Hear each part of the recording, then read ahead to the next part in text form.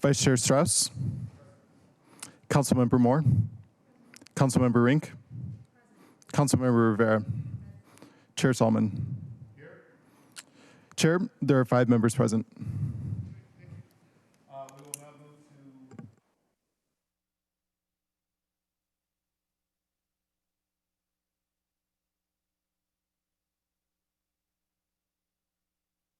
there's no objection. Item 3, Council Bill 120948 will be removed from the agenda. Hearing no objection, the agenda is amended to remove agenda item 3, Council Bill 120948. We will now have a vote on the approval of the agenda as amended. If there are no objections, the agenda as amended will be adopted. Hearing no objection, the agenda is as amended is adopted. Okay. Thank you all very much for coming to this Monday early morning meeting to discuss land use. Another thank you for our city clerks, council center staff, OSE and SDCI for helping us prepare for this meeting. I'm excited that the Land Use Committee is finally convening after a brief hiatus and know our work here can help strengthen our communities. We will now open the hybrid public comment period. Public comment should relate to items on today's agenda and within the purview of this committee. As a reminder, please do not comment on the Fremont contract rezone or the University of Washington Northwest Hospital MIMP. These are quasi-judicial actions which council is no longer allowed to discuss or hear comments on within this forum. Clerk, how many speakers do we have signed up today? Currently, we have 1 in person and 4 remote signed up. Great. Each speaker will have 2 minutes. We will start with in-person speakers. First, Clerk, can you please read the public comment instructions? The public comment period will be moderated in the following manner. The public comment period is up to 20 minutes. Speakers will be called in the order in which they registered. Speakers will alternate between sets of in-person and remote speakers until the public comment period is ended. Speakers will hear a chime when there are 10 seconds left. Speakers' mics will be muted if they do not end their comments within the allotted time to allow us to call on the next speaker. The public comment period is now open, and we will begin with the first speaker on the list, Jesse Simpson. I'm here to speak about 120948. Do you want me to go ahead or? Well, yeah, we did remove that from the agenda, but we will be discussing it at our next council meeting if you want to hold your comments until then. Sure, yeah. Or you can go ahead. Okay. Yeah, why not? All right. Copy this for later. Good morning, council members. I'm Jesse Simpson, Director of Government Relations and Policy for the Housing Development Consortium, here today to speak in support of 120948, the Building Permit Extension Bill. Seattle has a deep housing shortage. We need more homes of all types, and we need to bring them online quickly. This legislation will provide a much-needed extension of building permits, allowing projects already somewhere in the pipeline to move forward rather than face costly delays or cancellations. The pandemic and its economic ripple effects created an unprecedented set of challenges for housing development. Many projects that received permits under the 2015 and 2018 Seattle building codes have struggled to begin construction due to rising construction costs and insurance costs, the concrete strike, supply chain constraints and disruptions, and more recently, interest rate increases. Without an extension, these projects will be forced to undergo costly redesigns to meet newer building code requirements, so put their feasibility and tens of thousands of new homes at risk. Council Bill 120948 will provide a 24-month extension for building permit applicants with projects vested to those prior codes. This is a simple common sense measure that will ensure that more than 3,000 housing projects totaling more than 34,000 homes will be able to move forward rather than face additional redesign and costs.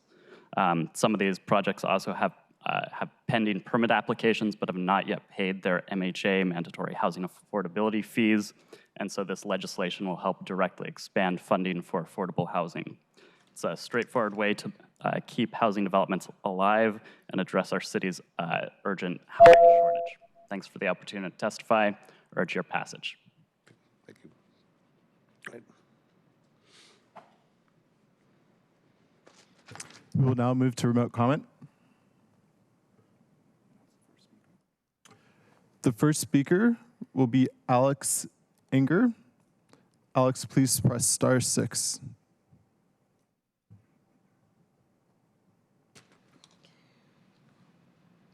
Hi, can you hear me? We can hear you. Great. Thank you, council members. My name is Alex Agner. I am an executive vice president with Lincoln Property Company, located here in downtown Seattle in the Pacific Building on 3rd and Columbia. We appreciate you considering this bill to encourage flexibility for street level uses, specifically on the 5th Avenue corridor, which will enable us to continue to recruit and retain biotech and R&D users. Lincoln Property Company is a full-service real estate firm that ranks as a top property manager and developer of office, industrial, retail, and mixed-use projects in biotech nationally. We have 3,000 employees worldwide, 35 corporate offices, and over 550 million square feet managed. In Seattle alone, Lincoln manages over 800,000 square feet, and we've invested over $750 million in biotech and R&D developments, specifically 222 Fifth, which is on Fifth Avenue, 330 Yale in the Cascaden neighborhood, and Fifth and John, which is just up the street from 222 Fifth. We've just delivered 222 Fifth to the market. It's a 200,000 square foot life science building. It is a state-of-the-art building that total construction and project costs have cost over $200 million to build. We contributed over $1.7 million in MHA fees. And so we're a very active investor in the life science community. We've also created collabs in 222 Fifth, which is supporting small biotech startups. We've been able to attract tenants into the building and continue to propel Seattle as a biotech hub in this nation. Next up, we have Megan Cruz. Megan, please press *6.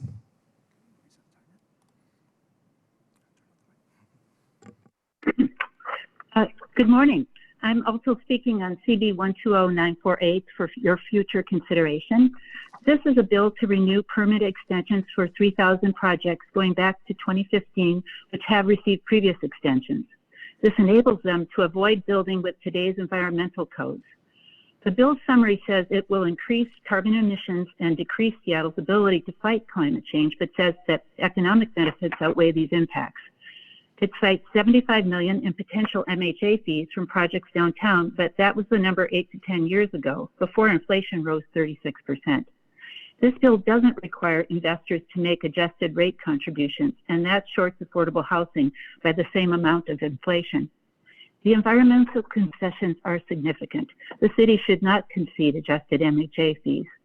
Investors often delay building downtown due to the public health and safety crisis. Please consider balancing private and public profit and good by amending the bill to adjust fees for inflation. Everyone will benefit if in return a percentage of these fees are directed to project neighborhoods for shelter and supportive housing for people on the street. Thank you.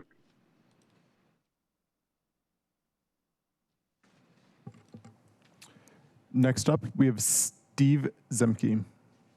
Steve, please press *6.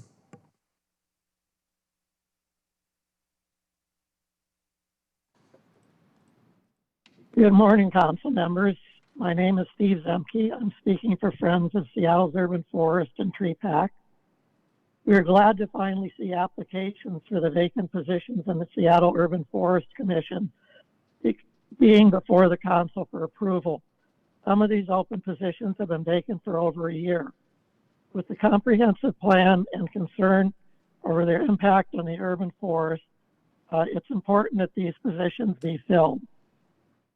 Andrea Starberg and Tristan Fields are both highly qualified candidates. We strongly support the addition of them to the Urban Forestry Commission. We also urge quick action on filling the remaining vacant positions on the Urban Forestry Commission, as it is only half filled at this point. It is important for the health of our neighborhoods. We urge that the action be taken to move these positions be filled as quickly as possible because of their importance to the city. Thank you for your time.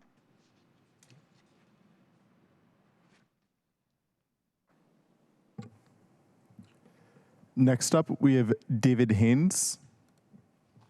David, please press *6.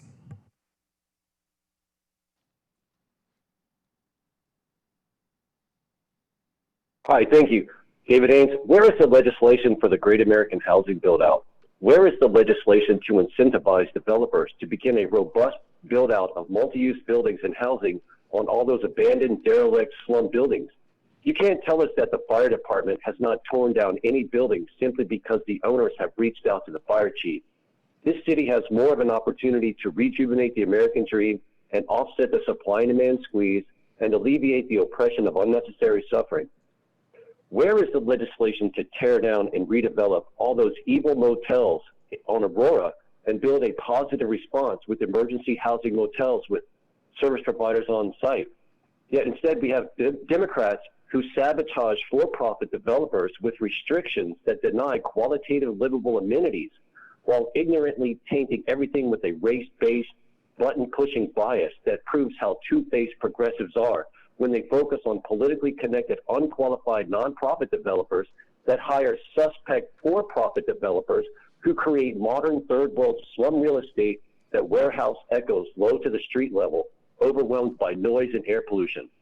We need legislation to allow for a renegotiation on all of these rundown rentals that small businesses have to pay 2, 3, and 4 times the original mortgage for a flawed floor plan ill-suited for its purpose that's obsolete in the business plan on rundown real estate that cannot generate enough floor traffic to make ends meet without ripping off the workers and consumers and the small business forced to debt service a police state economy of artificially inflated property values, all to pay the Chamber of Commerce building owners who abuse tenants and justify a renegotiation on the lease and rental property values that devalue the working class values, instead of watering down the integrity of building code designs that cater to slumlords on the nonprofit political side of conflict of interest.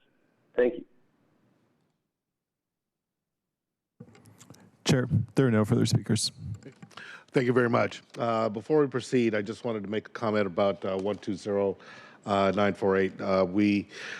There's strong support for this bill. We are working to strengthen the bill, and it's our intent to have the bill brought up at our next meeting on April 2nd. So for those of you who are interested in that bill, we're going to move forward with it.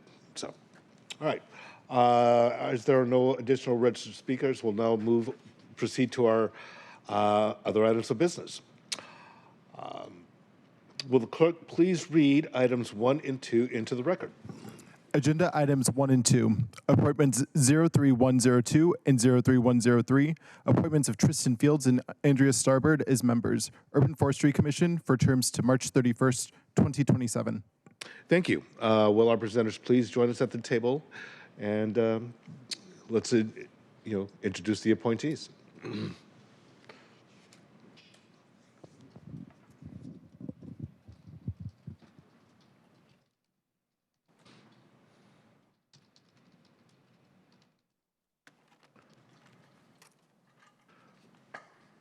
Members, thank you for having us here today. Can you not hear me? How's this? That's better, much better. Thank you.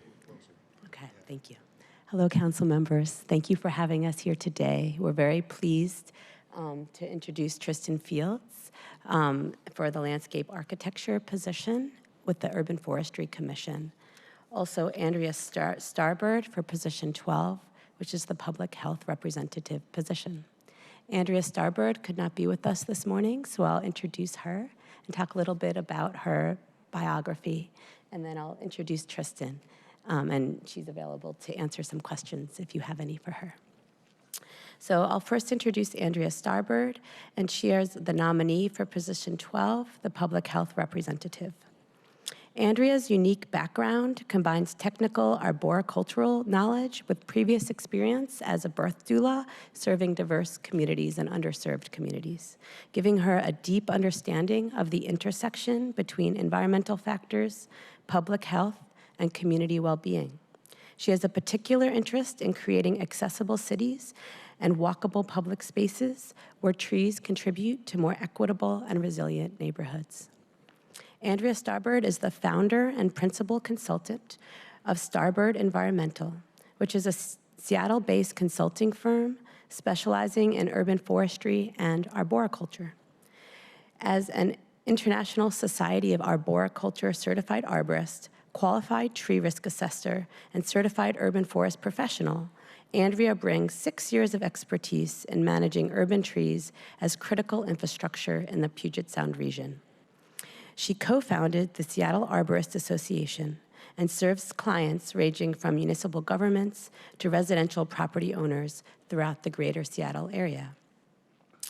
And Andrea also submitted a short statement of interest. Andrea says, "I am honored to join the Seattle Urban Forestry Commission to support our city's green infrastructure. My approach to urban forestry centers on the belief that trees are not just environmental assets, but essential components of community health, resilience, and equity. I'm committed to ensuring urban forestry decisions and policies benefit all communities and believe we can move past the false choice between urban development and environmental preservation through creative, collaborative problem solving.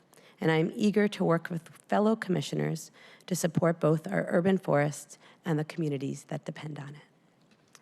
So that's the introduction to Andrea Starbird. And again, Andrea is the nominee for the position 12, which is the public health representative position.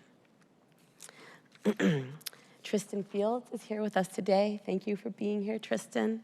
And Tristan is the nominee for position 6, which is the landscape architect position. Ms. Fields is the owner of Land Meets Water, LLC, a disadvantaged business enterprise, DBE, and women-owned business enterprise, WBE, specializing in landscape architecture and municipal arboriculture. She focuses on creating resilient landscapes and advancing urban forestry practices. A registered International Society of Arboriculture urban forest professional arborist, qualified tree risk assessor, and tree and plant appraiser, Ms. Fields brings a multidisciplinary approach to her work.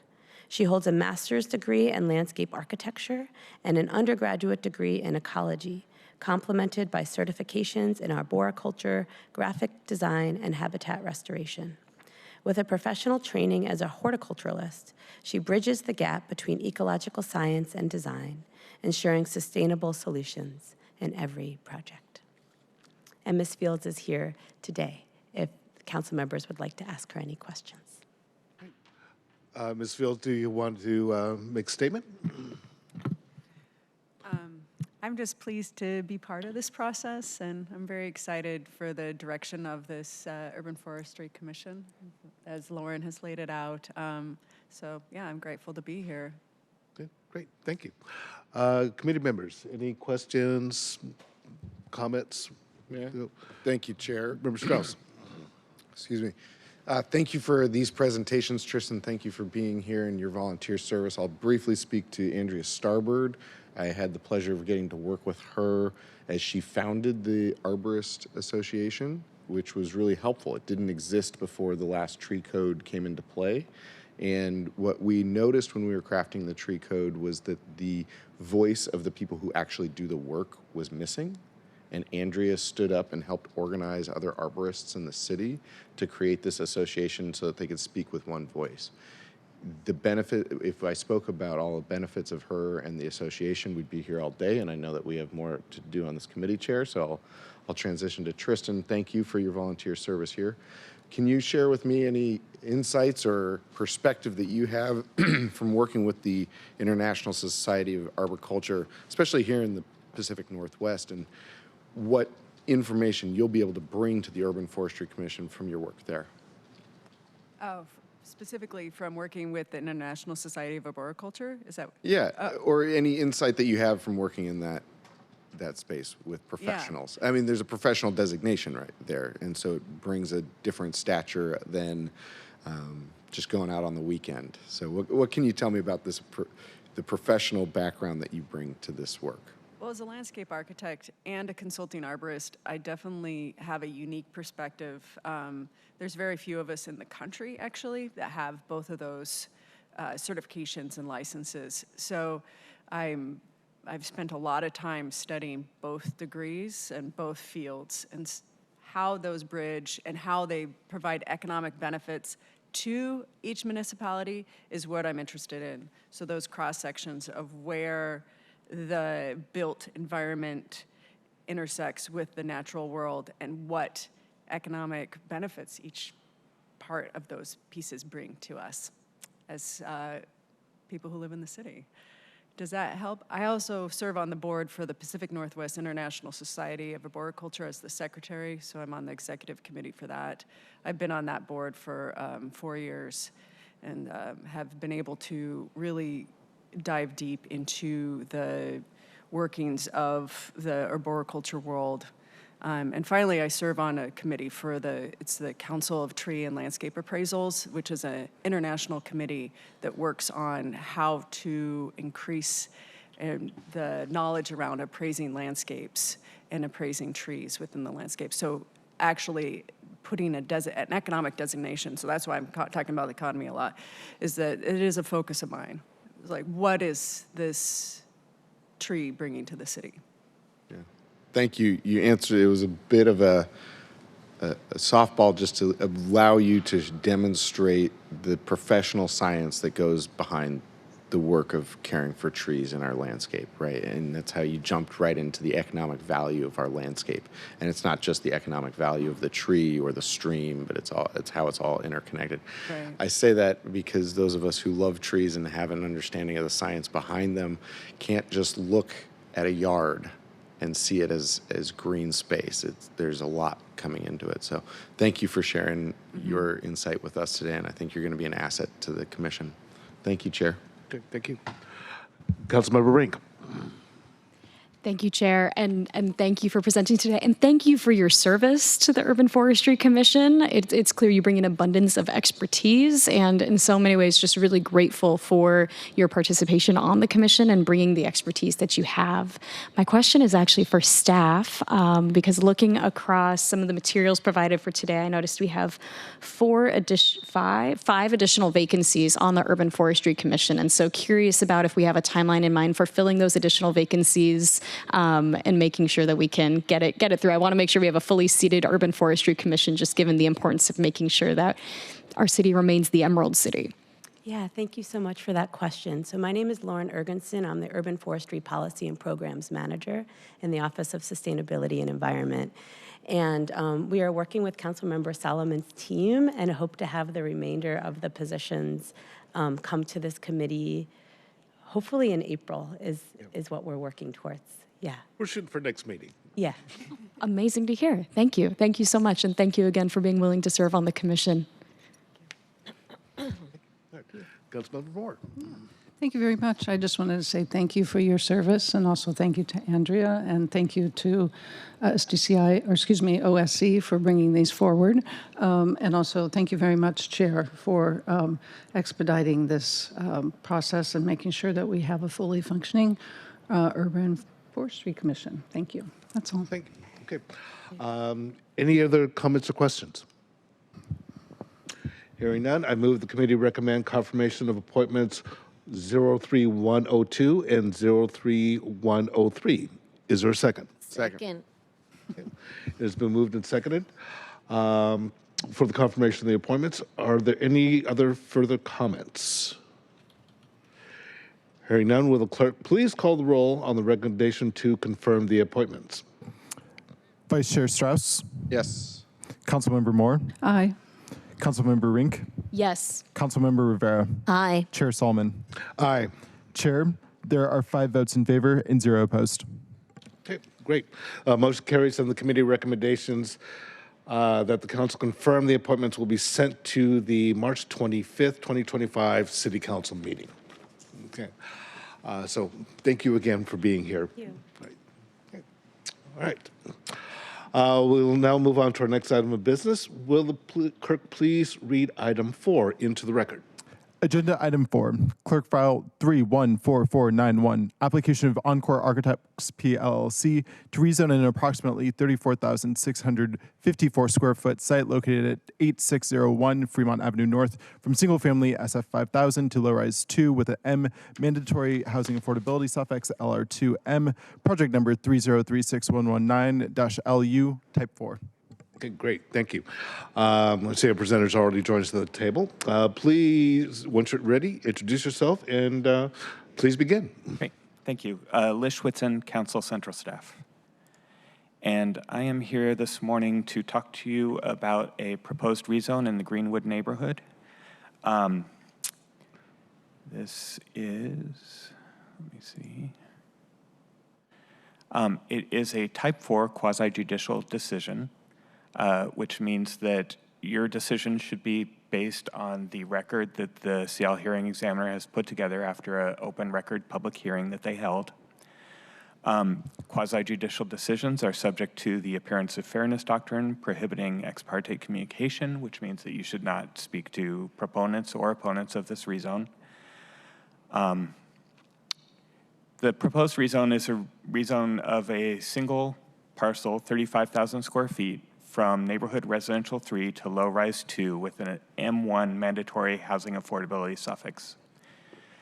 The property abuts the current boundaries of the Greenwood Finney residential urban village, and it's within the area proposed under the mayor's draft comprehensive plan zoning proposal to be included in the future Greenwood Urban Center. That proposal would include rezoning the property to low-rise 3, so a slightly higher density zoning district than what the applicants have requested. The rezone area is approximately 35,000 square feet. It's a mid-block site on Fremont Avenue North, just north of 85th Street. It was previously used by the Greenwood Boys and Girls Club as a playfield for children attending events at the Greenwood Boys and Girls Club.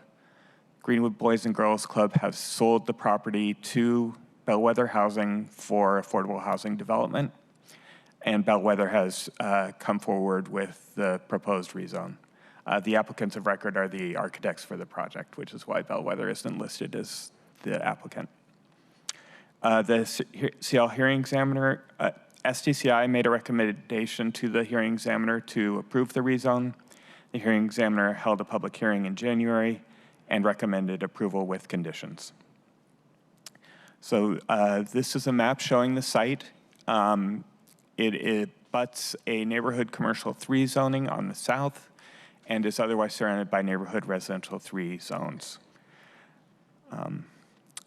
And this is an aerial of the site. Greenwood Park is just to the north of 87th Street. Greenwood Boys and Girls Club will remain north of the proposed rezone site, and it is butted on the south by Denise Hunt townhomes. To the east and west are single-family homes. This is the project that the rezone would facilitate. It's 53 affordable units at 50 and 60% AMI with 20 2- and 3-bedroom units and 11 parking spaces, 3 stories. The hearing, so if you are interested in approving this rezone, there are a couple of actions that you should take. The first is to add findings, conclusions, and decision to the clerk file that's in front of you. The findings, conclusions, and decision would normally accept the hearing examiner's findings on why the rezone is appropriate, make a conclusion that the rezone should be adopted with conditions, and then decide that, yes, the rezone should move forward. I will have draft findings and conclusion and decision for your action at your next committee meeting. The second action is to adopt a council bill or ordinance that would actually effectuate the rezone, so change the city zoning map to reflect the new zoning. That council bill will include with it a property use and development agreement that will be signed by the applicants, indicating that they will comply with these 3 conditions that you see in front of you. These were recommended by the SDCI and the hearing examiner. They are fairly routine. It says that there's a mandatory housing affordability level of M1. It says that the rezone property will be subject to mandatory housing affordability requirements. As a 100% affordable housing project, it far exceeds the requirements of the MHA program. And then it says that plans will be in substantial conformance with the adopted plans, which are reflected in the rendering you see here. There's one slight difference to this proposed set of conditions, which is highlighted in blue. The applicants have requested, and the hearing examiner has recommended, that if the property is rezoned as part of the comprehensive plan update process and the rezones related to that, they would like to be able to use that higher density zoning if they choose to. So this additional language shown in blue, recommended by the hearing examiner, would allow for that. That's all I have. Do you have any questions? Okay. Any questions from the committee? Okay. Did you have one? Thank you. Thank you very much, Lish. I had a couple of questions. So this was a quasi-judicial, so there is a record. Was there any public comment provided on this project? There was public comment sent to SDCI. No members of the public testified at the public hearing in front of the hearing examiner. The public comment was mainly focused on the loss of the playfield, concerned that Greenwood Boys and Girls Club would no longer have access to that outdoor space. Greenwood Boys and Girls Club has chosen to sell this property, and they are across the street from a public park, so they still have close access to outdoor space. Okay. And then I think I had asked you about trees. Was there any sort of consideration about the impact on trees by the hearing examiner? So there are 6 street trees that will remain and be protected through construction. There's one, because it's a playfield, there aren't many trees, but there's one along the alley line that is not, dates back to earlier tree codes, but it was not determined to be an exceptional tree and would be removed. Okay. They are proposing to add, I think, 58 new trees to the site. Okay. What tier was that tree? Do you know? Was that a because it's under the older code, it's not one of the tiers. Okay. Yeah. But it's not an exceptional tree? It's not an exceptional tree. Yeah. Okay. And then just to clarify, this additional piece was that if the zoning changes, they would be able to build up from 35 feet to 50 feet. Is that correct? Yeah. That's and right. that translates to about 5 stories? Yeah. Okay. Right. Thank you. Other questions, comments, or questions, rather? Chair. Yes. Thank you, Lish. Going back to the map you showed of the existing, there's some single family, but then there's some low rise, which is the brown areas here. What's the height on the low rise, the existing low rise? So the low rise that you see along 85th and then closer to Greenwood, so southwest southeast of the site, and to the west is low-rise 3. That is higher density than is proposed for this rezone in front of you. To the north, block north of the Greenwood Park, that is low-rise 1, so slightly lower density than is requested. But everything around this area is actually single family. Right, except for directly abutting. directly abutting to the south is neighborhood commercial 3 with a 55-foot height limit.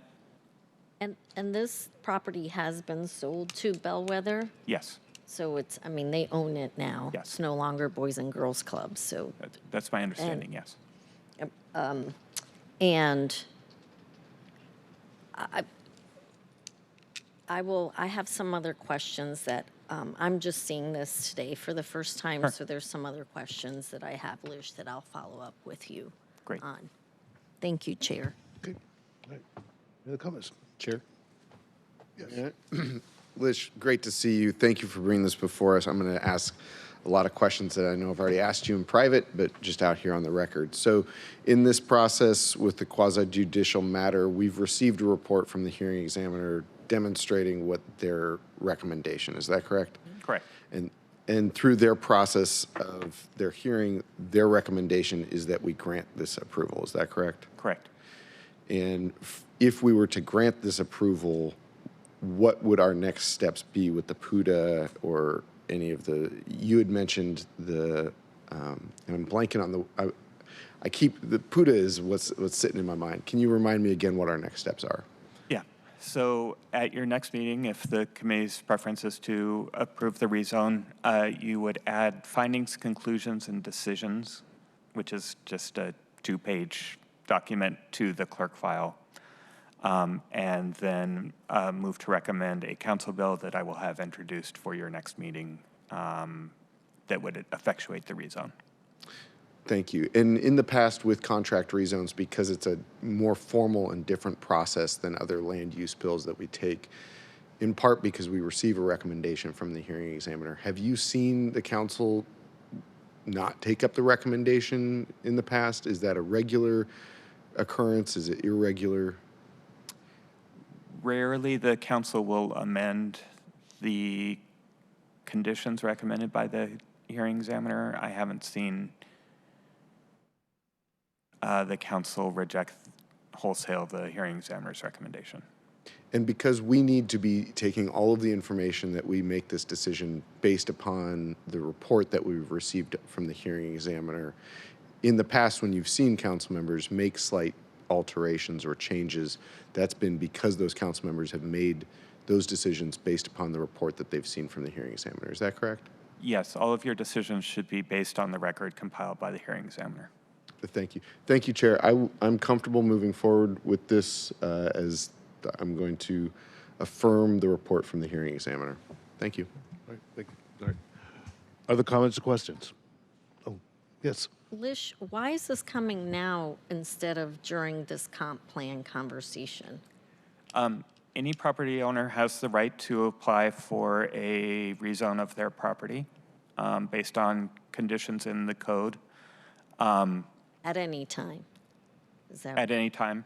So this has just gone through the process to come to council now. And I should have mentioned the code does have a limit, and council has a time limit within which you need to act on this. So the council needs to act by April 29th. Thank you, Lish. All right. Thank you, Chair. All right. Any other questions or comments? Okay. All right. Thank you very much. Thank you. Appreciate getting the information and looking forward to further information to move this forward. Thank you. Okay. Okay. We will now move to our next item of business. Will the clerk please read item 5 into the record?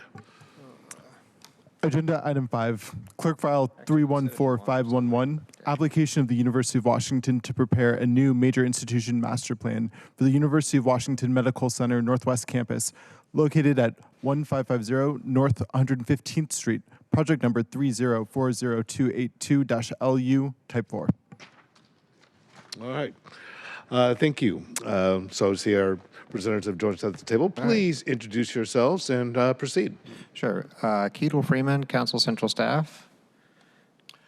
Gordon Clowers, SDCI. Gordon is here for the next item, but he's joined us a little early, but we'll be turning to street level uses here in a minute. This will be pretty similar to what you all just heard, a little bit different, but similar. This is another petition to the council for a quasi-judicial decision. In this case, a somewhat more complicated a quasi-judicial decision, so-called Major Institution Master Plan, or MIMP. So there'll be a lot of acronyms in this. Just if there's anything, if my acronyms are making it too opaque, just let me know and I'll start breaking those out. So the purpose of today's meeting is mostly to orient you to the proposed MEMP and the content of the record upon which you'll be making a decision. Again, this is something that will come back at the next committee meeting for a recommendation to the full council. But today, it's mostly about what's in the record, what's proposed, and what the next steps are. So, moving on here. Again, this is another quasi-judicial decision by the council. Major institution master plan approvals are quasi-judicial. They're somewhat larger in scale than site-specific rezones, but there is only one applicant, and so they're subject to the appearance of fairness doctrine. Here, that applicant is the University of Washington Medical Center.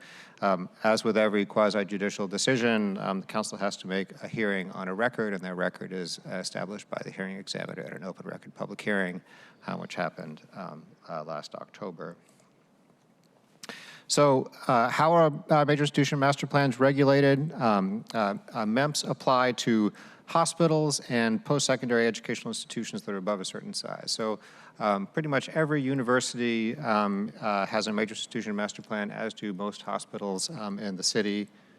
Oh, am I not sharing my screen? Thank you.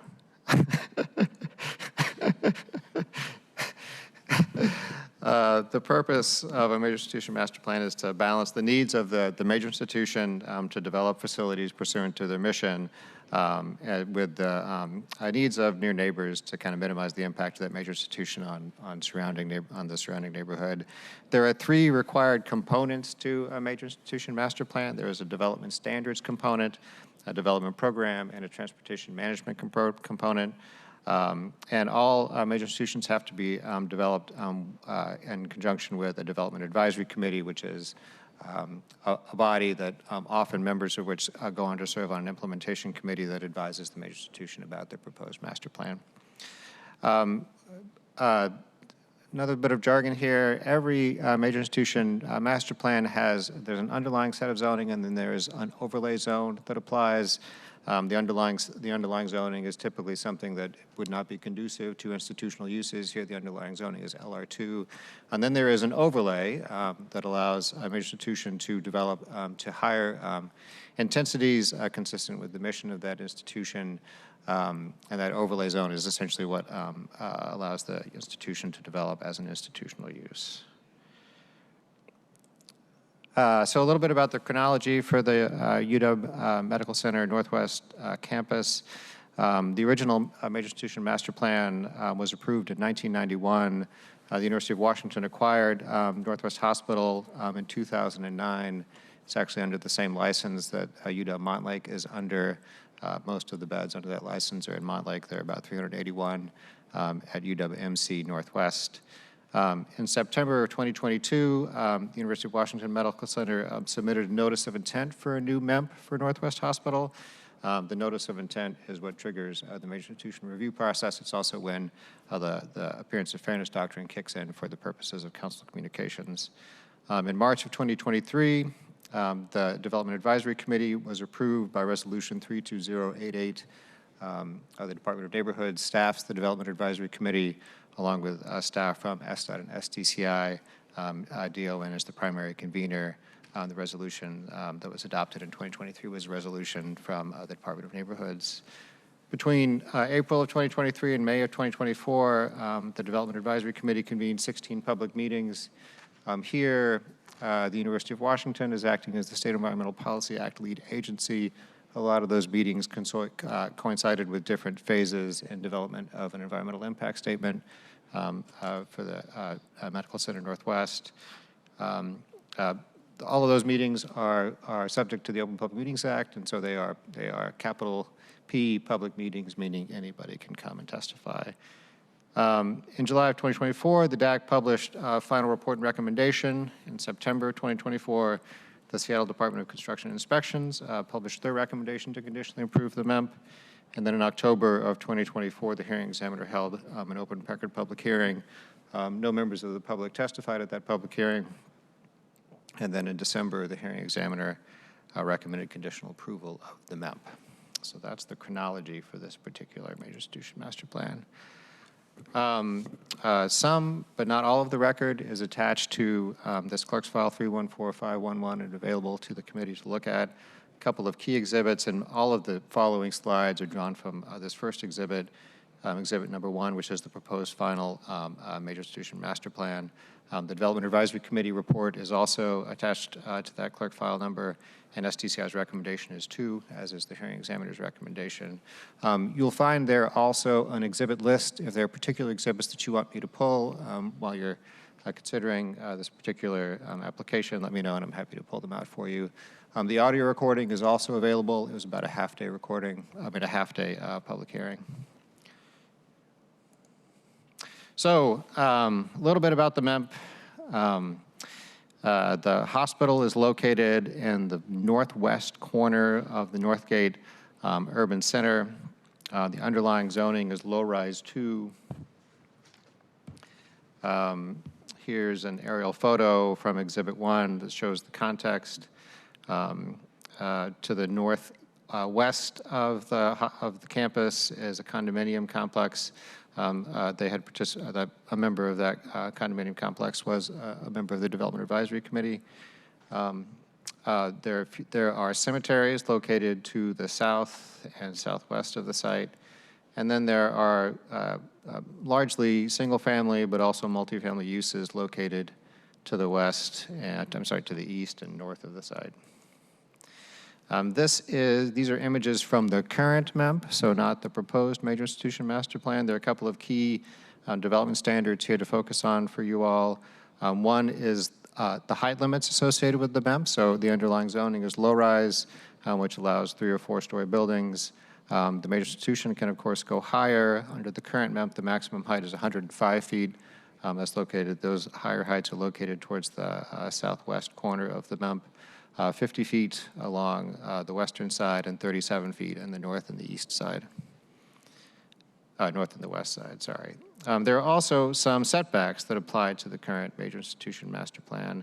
Those setbacks are shown in the image to the right, 30 feet along 115th Street Northwest, and then greater setbacks along the north side and the west side of the site. So what is proposed? What's proposed is somewhat similar to the current MEMP. There would be higher heights allowed under the proposed major institution master plan, 65 feet towards the east and the north and adjacent to the condominium complex to the northwest of the site. Higher heights, again, away from those residential uses towards the southwest corner of the site, with the highest heights being located towards the middle. The height that you're seeing in this image that says 175 feet conditioned down, so the maximum height of buildings in that zone would be 175 feet. The major institution overlay would establish heights that are higher than that, but that's more of a function of what the code requires when it comes to major institution overlay height limits. There would continue to be setbacks. Those setbacks would be somewhat reduced, 40 feet on the north, east and west of the site, and 20 feet on 115th Street.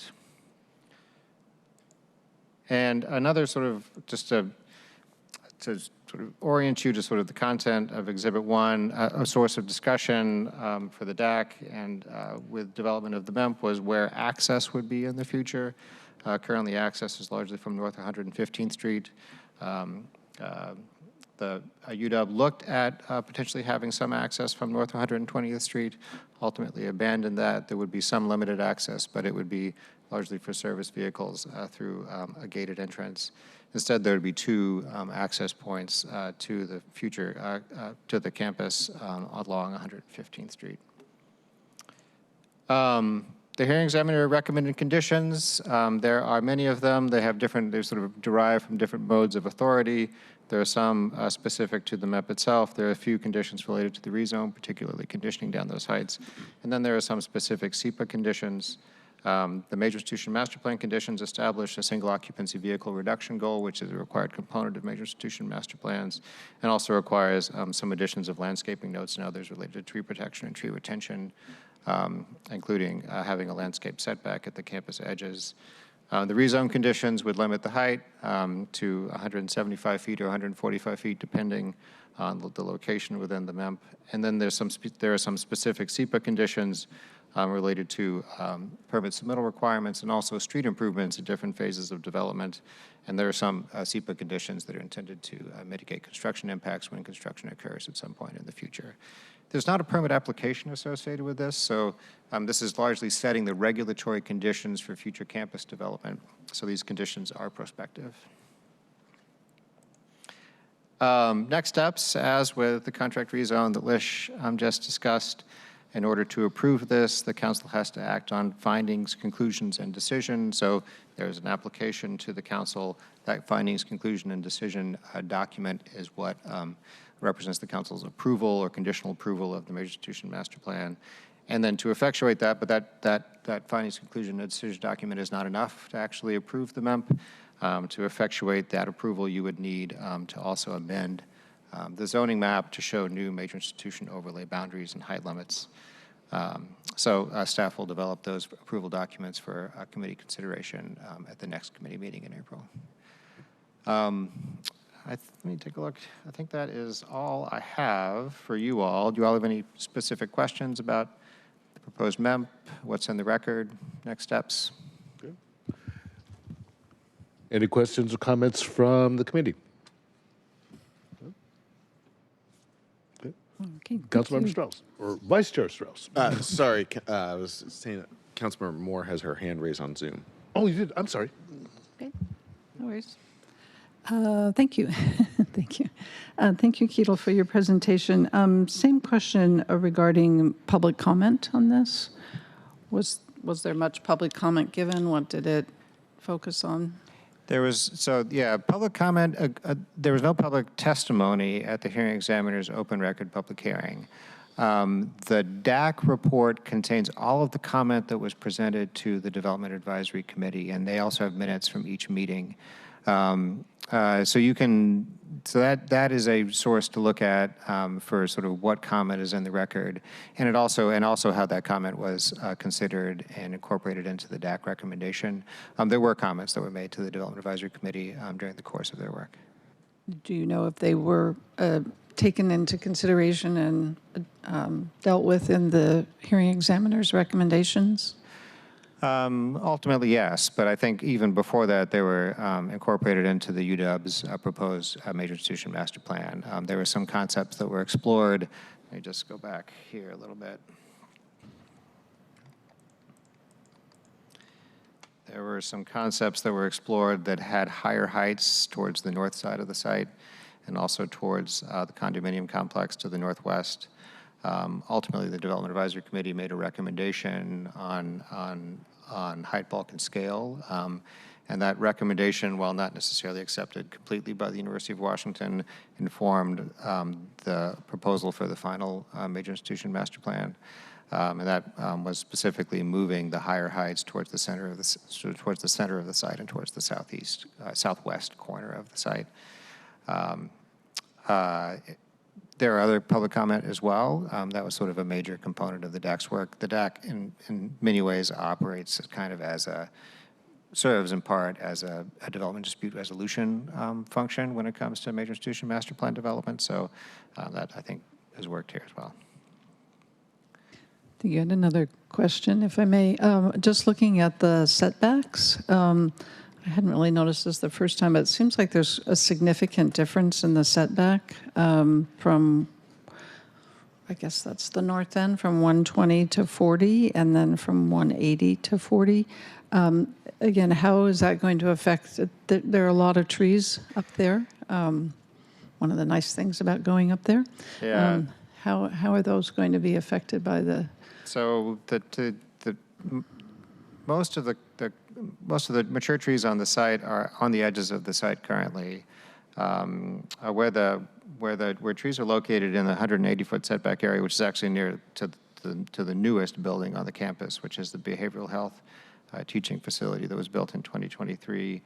There are some greater setbacks, but the trees that are protected by those setbacks would also be protected in the future setbacks that are proposed for the Major Institution Master Plan. So there are certainly trees throughout the site, but most of the trees are currently at the edges of the site, and those would be protected by the 40-foot setback, which would be required to be landscaped.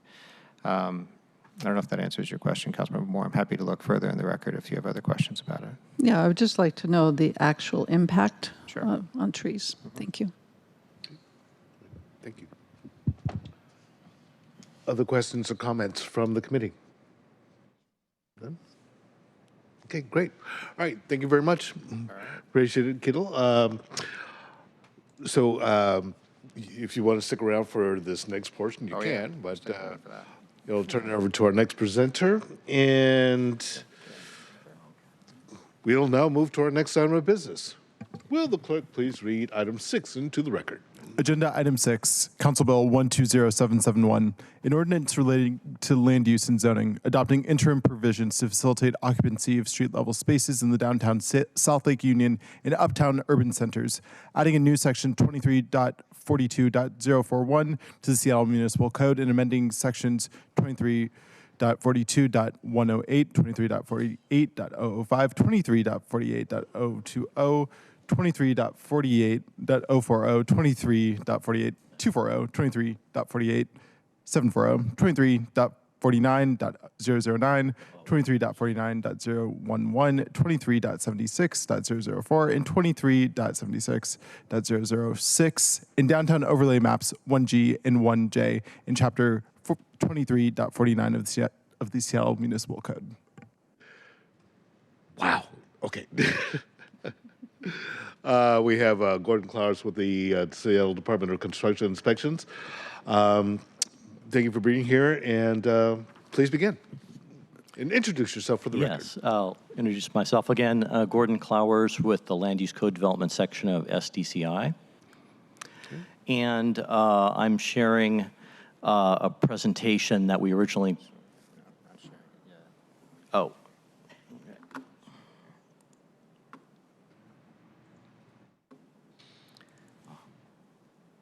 There we go. Okay. Thank you. Sharing a presentation that we originally shared back in June of last year. It addresses interim street activation legislation for the downtown, uptown, and South Lake Union urban centers. And I will, the purpose of the briefing is just to, reacquaint you all with the concepts that we're talking about for change here.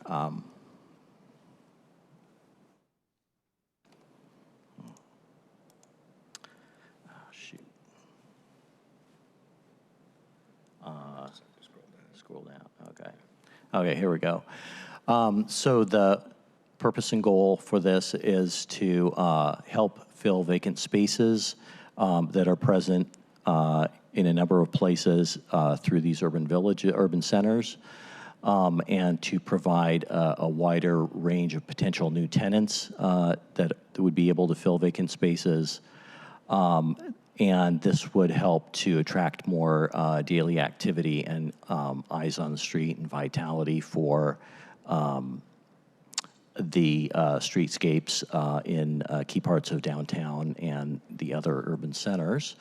And we're looking to also promote sort of variety and entrepreneurship by allowing different kinds of uses to be present at street level than would be possible today under current codes.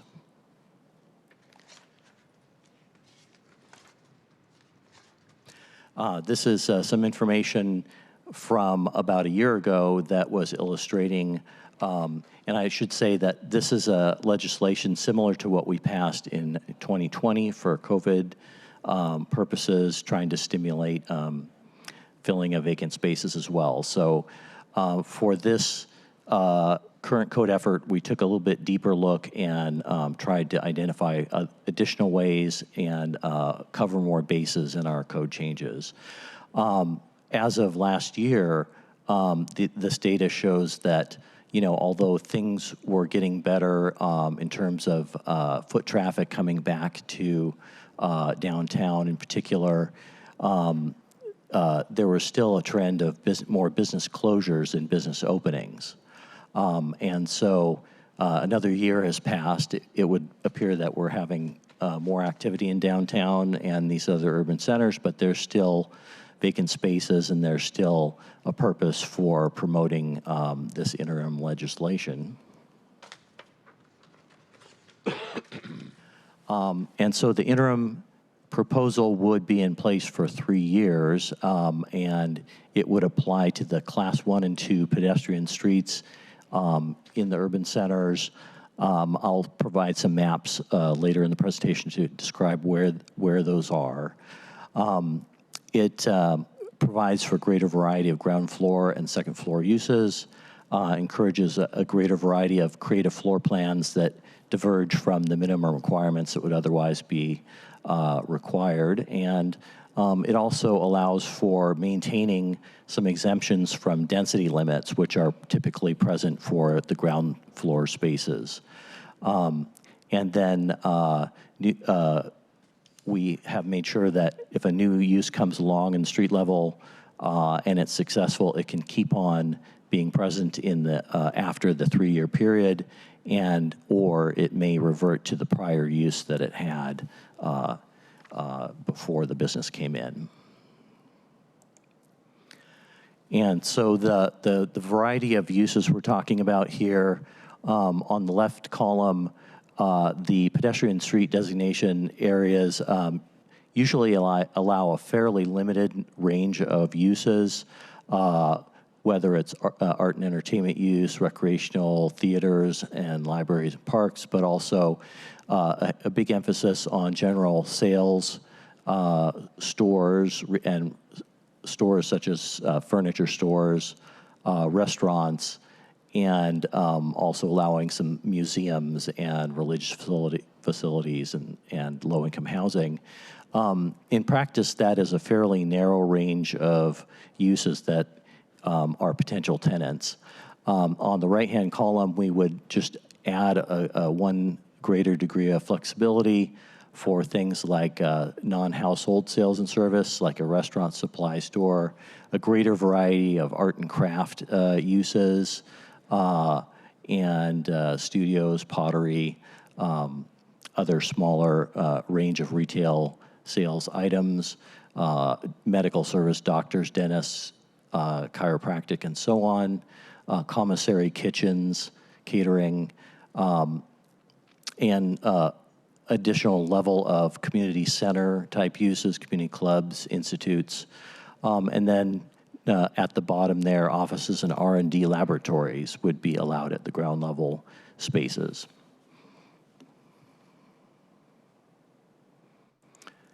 I'll move that up a little. So for the downtown urban center, we can see that the areas that are not in the black bars are areas where this legislation would apply. Predominantly in Belltown, in the office core, and in select streets in the retail core, and up toward Westlake Avenue. The full black bar designated areas here would be retained in the retail pedestrian-oriented district, more limited range of uses around Pike Place Market and Pike and Pine Streets and 2nd Avenue, 1st Avenue, 4th Avenue. Notably, 3rd Avenue and 5th Avenue here are included in the more flexible use area. These are areas that have had and still continue to have vacancies, and surprisingly, between Pike and Pine on Fifth Avenue had remained more than half vacant on one side of the street for multiple years, and only recently has had a couple more tenants come in. But Third Avenue also being a focus area here to attract new uses and new tenants at the street level to aid in the revitalization of that corridor and overcome some of the difficulties that have accumulated over the last 5 years or more than 5 years.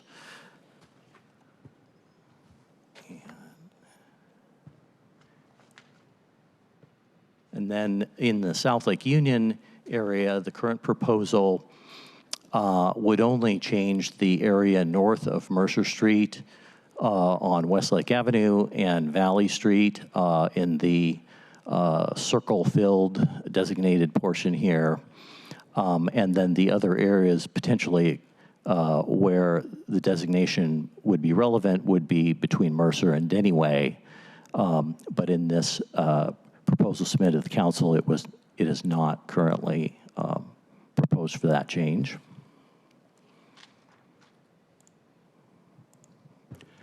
And then in the Uptown Urban Village or Urban Center, Fifth Avenue North on the right-hand side there of Seattle Center, north of Denny up to Mercer, and then Mercer over to, I'm going to say about 2nd Avenue North there. We excluded from change the Uptown Business District core on the theory that they have a good core of street-level businesses there. We should not touch that, but that the Mercer Street corridor and the 5th Avenue North corridor could benefit from this additional flexibility. And one of the key factors here we're looking at was there's a minimum depth for many of the ground floor spaces in all of these areas. And but there's also a very popular trend of food windows and small spaces that could be very good activators, additions to the street environment. And as it stands along these streets, many of them are prevented from essentially occupying those spaces. But this change for the interim legislation would allow that in greater flexibility. You can see that the photo examples have people are really attracted to these spaces and create a lot of positive energy. And then another factor in the regs that is a little bit restricting is that the second floor spaces are usually not included in a street level space, and they are subject to other density limits and so on. By reducing a few limits, we can allow for the possibility of a new investment, such as a multi-story store or restaurant that would be able to bring about, maybe make a bigger impact along a certain street in Seattle. One example here near the Pike Place Market that has been around for quite a while, two-story restaurant. So the point, to recap the point, in the parts of downtown like Belltown and the retail core, in particular, there have been some sort of chronic vacancies and that have accumulated. Some areas are much less occupied than others with ground floor spaces, and that with a little bit of relaxation of the rules, we can attract, good tenants for those areas, build continuity of the street activities, and promote positive evolution and reinforcement of the business climate. There are definitely vacancies that remain, and this would make a difference. So with that. Thank you very much. Committee members, any questions or comments for our presenter? Chair, may I? Councilmembers. Thank you. Thank you, Gordon. Thank you, Keto, for all your work, what we did in 2020.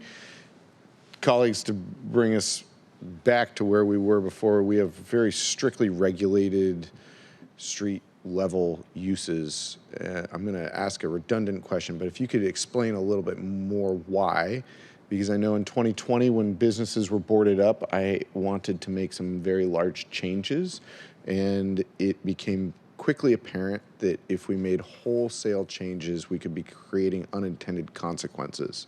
And so we made some very small changes in 2020 that created some very good outcomes, in my opinion. And so this is the next step. But I want to go back to, why do we strictly regulate street level use? Because that was really important for me to understand as a baseline moving forward. So why do we do this? Sure thing. A very good planning principle that is followed extensively in Seattle is that that pedestrian-oriented districts are very positive for neighborhoods, and they attract, clusters of positive activities and create life at the street and pedestrian, just users of the neighborhood. And all of those go together, especially when they're concentrated in particular areas to, bring life to a district. And the downtown, for example, has a very extended network of pedestrian street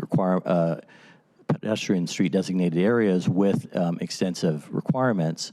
I think over the last 30 years, we've seen that some of these areas, and several of these areas, have benefited by having local restaurant clusters and retail core clusters. And the question for today is, are all of these streets, effectively operating at the same degree of success, or are our regulations somewhat spreading this beneficial designation maybe a little too far, in that not every part of downtown or other neighborhoods can sort of support the fully active restaurant or retail environment. So can we bring a little more targeting to those beneficial districts, and then allow a little more flexibility in other areas for the sake of, overcoming vacancies and bringing about sort of employment-oriented activity levels that will work together, and just not be spread as thin, that will achieve better activity overall without spreading ourselves too thin with the heavy retail and restaurant-oriented designation. If I could interpret just a little, Keatle. Just add just quickly to what Gordon was saying. There are some. It's an urban design principle, among other things, and it's an urban design principle that is informed by some studies that the city has done over time. In your link to this agenda item, there's a memo from me that has some links to those studies.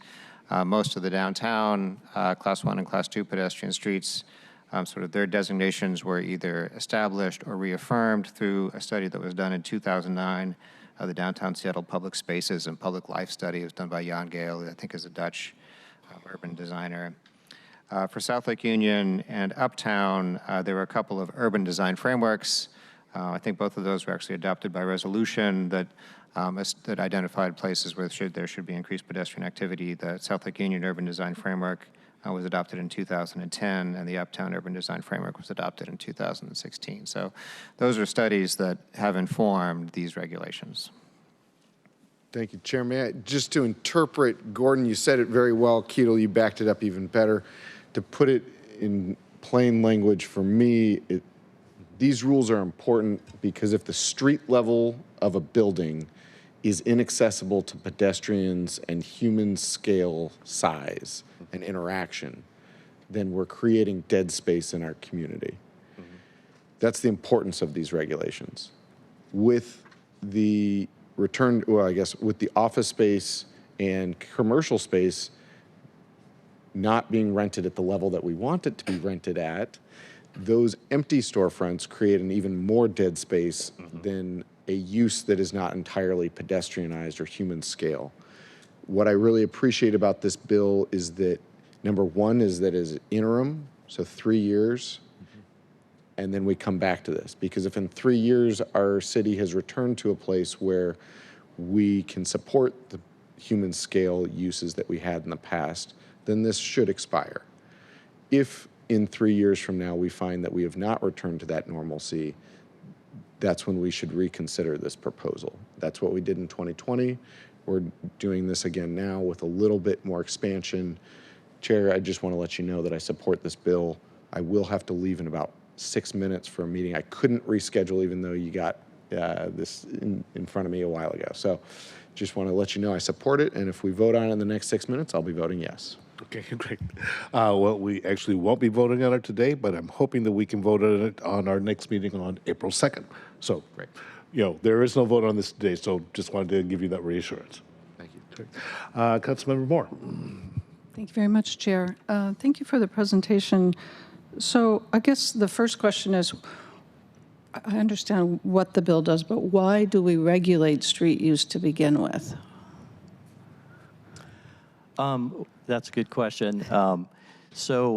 In support of the urban village strategy that we've had for more than 2 decades, the supporting activity at the street levels is quite important for building and maintaining an active neighborhood business district, and that some of the things that we all love about individual neighborhoods like Fremont is the range and variety of businesses that are present at street level. If instead we had not had a street level use requirement, there could be much less neighborhood business district to work with, and there could be just single or multifamily residential units at ground level, and that just hasn't provided the same level of vibrancy for neighborhoods over time. And over time also we have sort of reined in the range of the pedestrian designation across the city just to focus the benefits of those in the best places. Right, I understand the benefit to allowing street use. My question is, why have we limited street use? Why have the categories been narrow, and now we're having to come and expand them? Yes, the principle has been focused so much on the fairly narrow range of the most popular activity generators, retail stores, restaurants, and other sorts of centers and public facilities that attract people. In my opinion, it has wanted that narrow range of use everywhere, and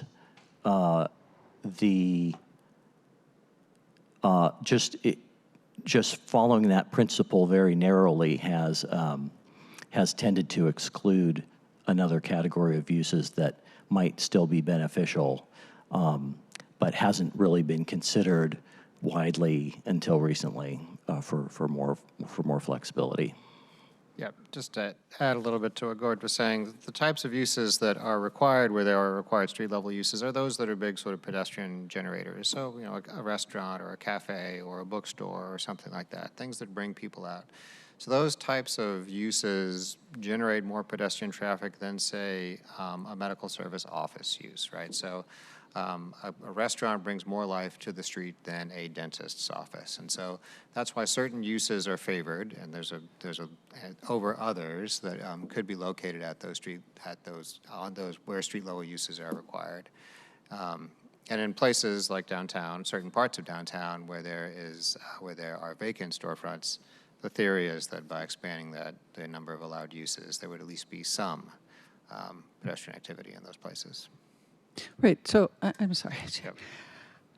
I understand all of that. I guess my question is, so in looking at what some of the additional uses are, they're not necessarily going to increase pedestrian traffic. If you're having food and beverage production, commissary kitchens, restaurant supply, business support services, institutional uses, my question is, really, what's the downside I'm trying to get at, what's the downside to allowing that expanded amount of use, even though it isn't necessarily going to result in more pedestrian traffic? What's the downside? Why would we not do this? Yeah, I would say that the downside is that, in places where there may be, like, let's take Belltown, for example. There has been a lot of residential development in Belltown. Even during the pandemic, there was a fair amount of residential development in Belltown. The residential population of Belltown is larger now than it was before the pandemic. There are street-level uses required on some streets in Belltown, and those street-level uses are supposed to be neighborhood serving in some ways. So restaurants people can go to, bookstores people can go to. The downside is that if the street-level use requirement is relaxed, some of those spaces may be occupied by uses that are not necessarily available to the general public. And those uses could stay there indefinitely because a use could be established under these interim regulations, and then that use doesn't have to, it's not amortized. That use could be there for a long period of time. So there is an opportunity cost in neighborhoods like that for certain uses to be established and to stay for long periods of time. Okay, and so even though, thank you for that, that clarifies. And so even though this is going to, the legislation itself expires, the use will be effectively grandfathered in? Yeah. Okay. And then the other question I have is, what is, as you say, there are exemptions, maintain exemptions from density limits.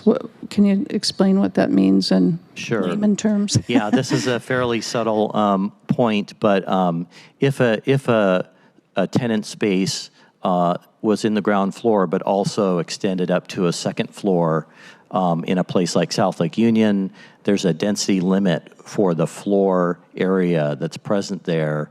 And, in many cases, the building developer has to earn that by paying fees and so on and that also consumes part of the space that they can, the total amount of building floor area they can have in their building. So when we move to allow some flexibility to maybe have a multi, first and second floor space be present, then it brings up a question about whether that density goes away, or is there an implication for a fee or a density limit that they have potentially to add to their building. So it was something that we needed to address. It may or may not happen during the course of the next few years, but we covered that base with some flexibility there. So just to clarify, they would have paid their in lieu fee the first time around, but now they're going to get more space. They won't have to pay a new fee. Yeah, kind of. So if where floor area, where street level uses are required, those uses are typically exempt downtown. Those areas are typically exempt from floor area ratio maximum. So it's not what's called chargeable FAR in the jargon of the land use code. So it's not used in determining how much of a fee you may have to pay for MHA or childcare or something else. So let's take the example of the biotech building, as somebody testified about earlier. I don't actually know if this is true for that building, but if they had maxed out their chargeable FAR for research and development space, but had established a space at the ground level for retail uses as is required by the code, but wanted now to convert that space to research and development space, they could do that under this proposal without exceeding the chargeable FAR. So there'd be that dispensation that would be allowed under the code. Okay, and then does that run with that? So if that space remains there and somebody takes it over, does they continue to get the benefit of that? Yeah, it could continue to be. So are you asking sort of a grandfathering question? Yeah. Yeah. So it doesn't have to stay as. It doesn't have to stay. It can stay as research and development space indefinitely. I actually don't know about conversion to some other non-street level use space. I'm not sure how SDC would treat that. It could stay in the converted new business use form, or it could return to the prior use without penalty either way.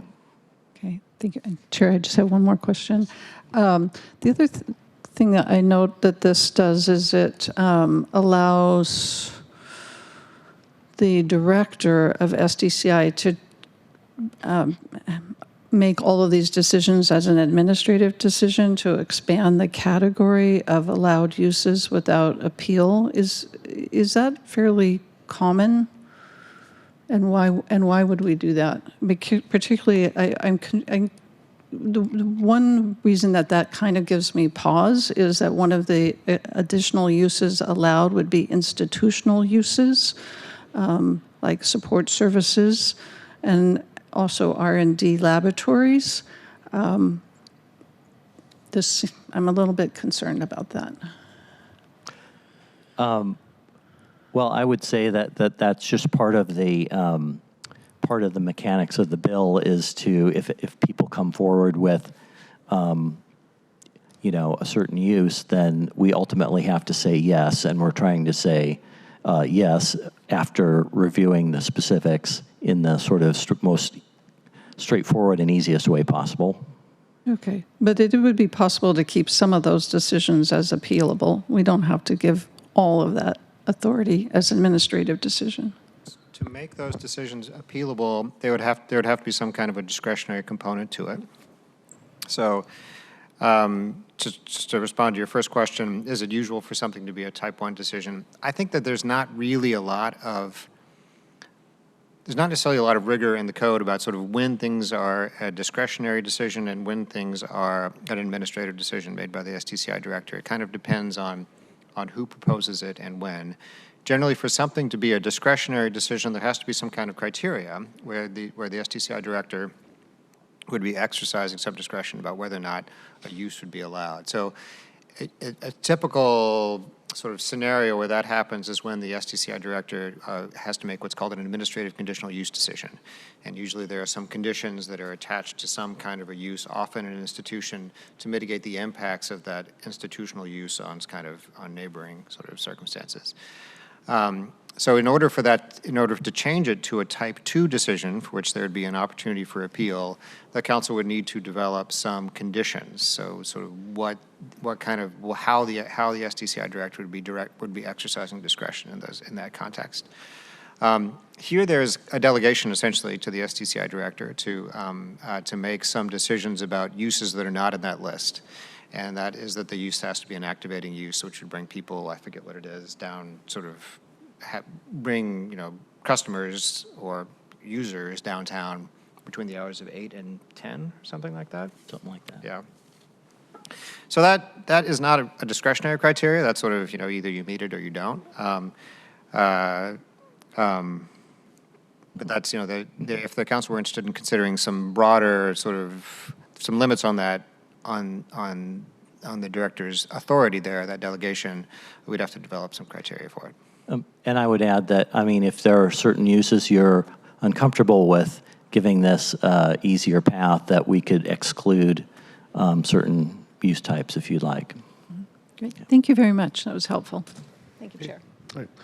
Councilmember Rivera. Thank you, Chair. Thank you, Gordon and Ketel, for being here. And I'm going to piggyback on a couple of things that Councilmember Moore said,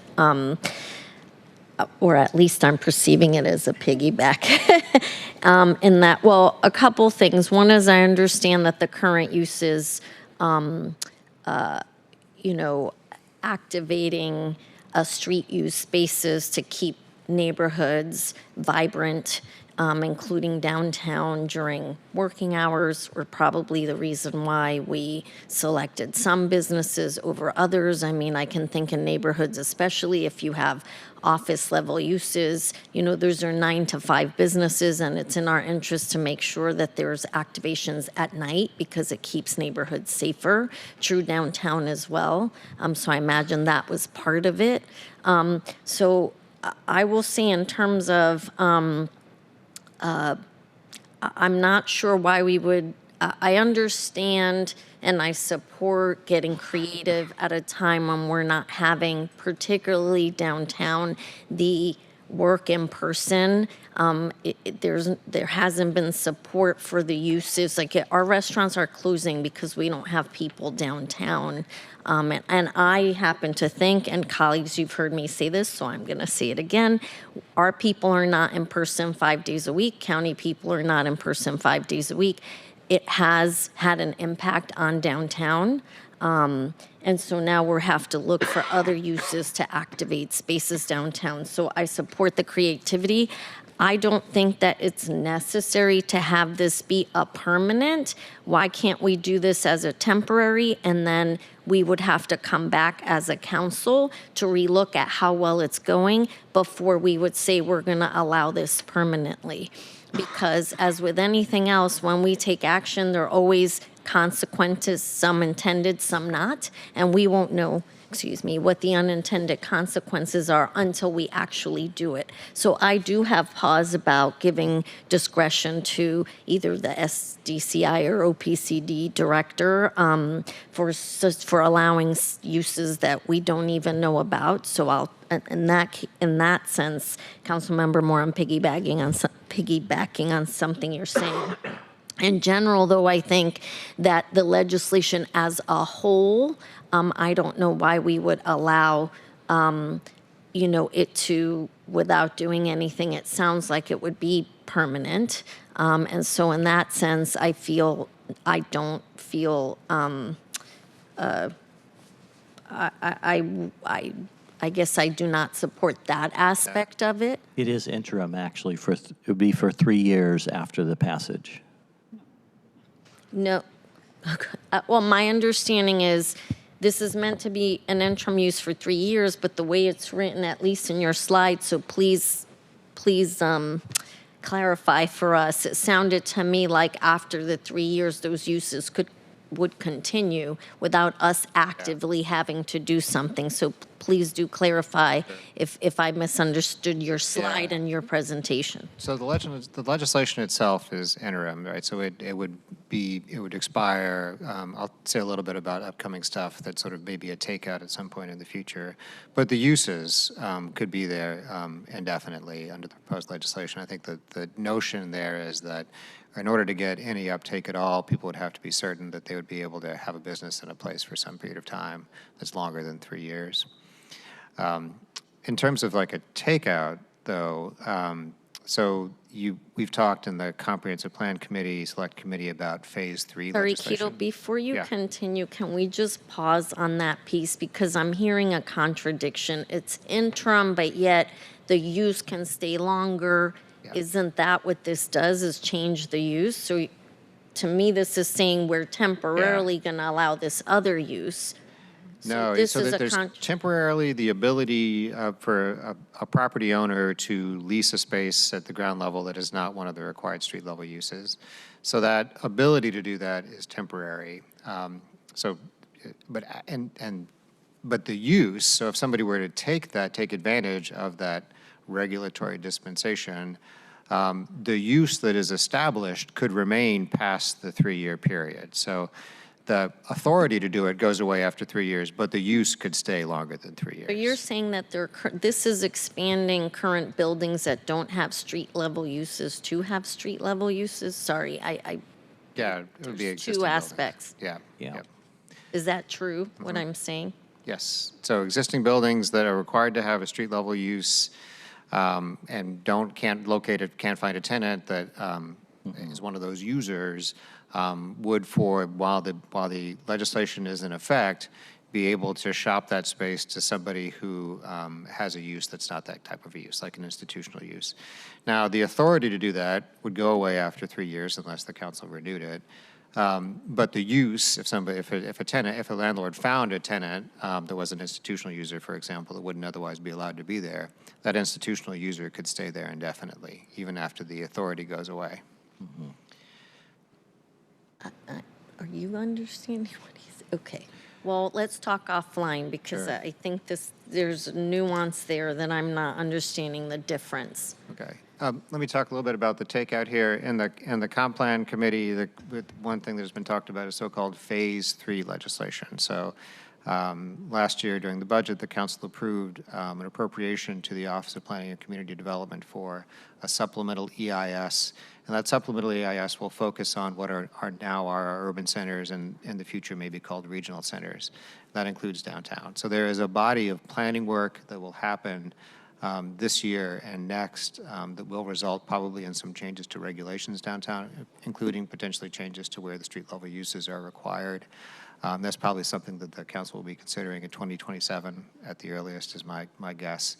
So that would be when the council could revisit an interim decision if the council decides to approve this now about where the required street level uses should be. Some of the, I mean, some, a business taking advantage of this dispensation would be able to remain in the location indefinitely. But just so that it is on your radar about when you may be facing a decision about permanent regulations for street level uses, that's coming up in 2027. So Keto, let me try again. In some streets, street level uses are not allowed. And this expands that allowance? No, on some streets, street level uses are required. On others, they're not required. They're not right, required. Right. And so the urban design principle is largely about sort of where do we want activating spaces, and with downtown is sort of drawing people to and through activity centers. All right, so this is requiring it where it's not now required. No, it's allowing uses at the street level that otherwise wouldn't be allowed at the street level.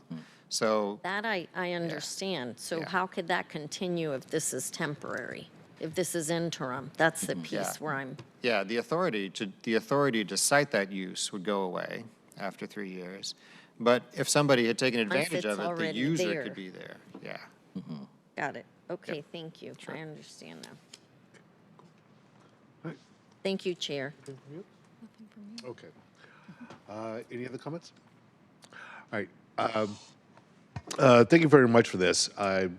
Just reflecting on some of the buildings I have in D2, they're residential above, storefront on the ground floor, and those ground floor units are vacant and have been vacant since the buildings have been built. So, I'm thinking about the activation of those spaces with somebody, right? To, again, increase that street traffic, increase the eyes on the street. So I can definitely see in my neighborhood or neighborhoods where allowing a variety of uses other than, what's currently there could definitely be a benefit to the neighborhood. I also know that a lot of the new projects don't have tenants on the ground floor because the TI is just out of reach for most of those folks coming in. They just can't afford the tenant improvements, to get into those spaces. But that's another issue. Any other final questions, comments? One more, yes. One more, sorry. It would be helpful to get some clarification. Yeah, because to that point, I mean, we already allow a lot of uses and they're not being taken up, right? Because of the fact that tenant improvement is so expensive, because of the fact that we have limited nightlife hours. You can't go to a restaurant effectively after 8 o'clock. So I just want to be clear, and my understanding is that there's also some tax advantage to the owner of the building if the ground floor remains vacant. So I'd like to get some clarification on what the tax incentives are for that. So while I'm supportive of activating space, I just want to be sure that we're not, again, like creating sort of a false promise and opening the door to things that aren't necessarily going to generate greater pedestrian activity and eyes on the street, without looking at what are some of the other systemic pieces that are actually keeping people from activating where they are currently allowed to activate. So, thank you. Thank you. All right. Anything else from my colleagues? All right. I want to thank you both for the presentation and providing some clarity on this issue. As I mentioned before, we're not going to be voting on this today, but I hope we can bring it up at our next meeting for a vote and move this forward. So for the record, I want to thank you for your presentation on Council Bill 120771. We will be taking up at a future meeting. Excuse me, Chair, may I ask one procedural question, which is if we wanted to bring amendments, when would the due date be for that? Do we have a due date for that?